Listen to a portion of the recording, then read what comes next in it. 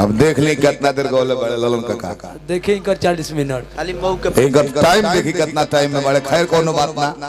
बाकी अशुद्ध मत बोलो अधिका गाओ चाहे कम गाओ अशुद्ध मत बोलो बताई हम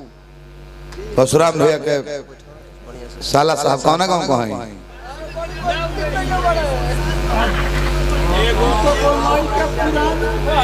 माने कौन गाँव को हैं वहाँ के सरैया के सरैया करौआ कौन है तो लिख ले बुझात नहीं के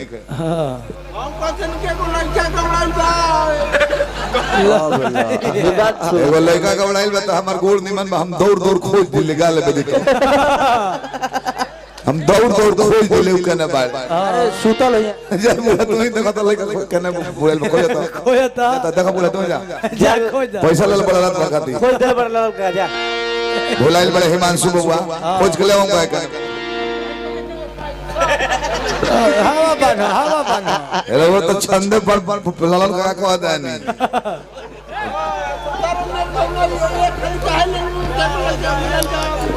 तब भुलाइल बता पर हम जन्मा के दे दी भुलाइल बता तू बहुत हिमांशु बबुआ भुला गइल बड़ा मिल जा जो हर तारीख कब से मिल गए हां एगो कहब तो 3 गो कही ना ना सही कहने ना भाई झोरे भाई जाए बताओ तब का हिमांशु बबुआ भुलाइल बड़ा कहेगा कहे भोजपुरी में कि इंग्लिश में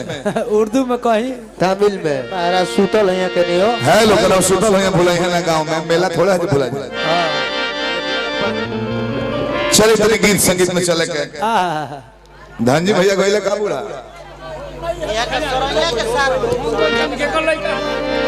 हेलो सरैया घर नु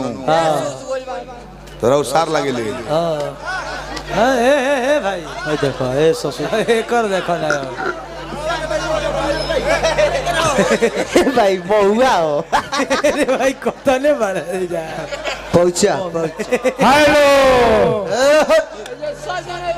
अरे एगो भाई 500 साल के लड़का एजे के तनी उंघैला में चल देले बा कोई भाई के जाने में होके अपना समाज बात कहे कमेश्वर के भतीजा ए जगह बगल में घर बा छोट लड़का बा सुतला में चल देले बा कोई के जानकारी होके तो कही बेजी अपने खातिर हुआ तो बतियावत रे शुरू कर हिमांशु भुलाइल बड़ा मिल जाए घर सुतल है आगुल बा आ गइले हिमांशु आ गइले जाई घर बा अच्छा हमारा का पहले ही एगो लिस्ट बना दी कि ऐसा पद में बड़े गांव में एगो लिस्ट बना के दे दी हमारा बार बार माला पर हम गोजन होता है बहुआ के होकरा के मुंह के लगल है कौन बात ना होला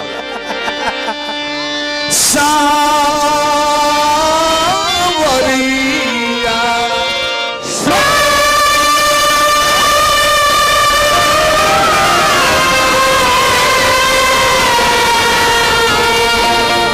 रो हमरा मंच पर आ जाए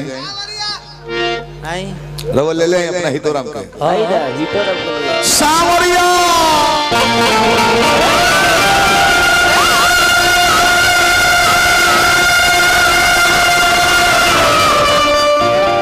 ले जा ओमे के डिस्टर्ब हमर बुझात नहीं चलते बैठ चल सावरिया रे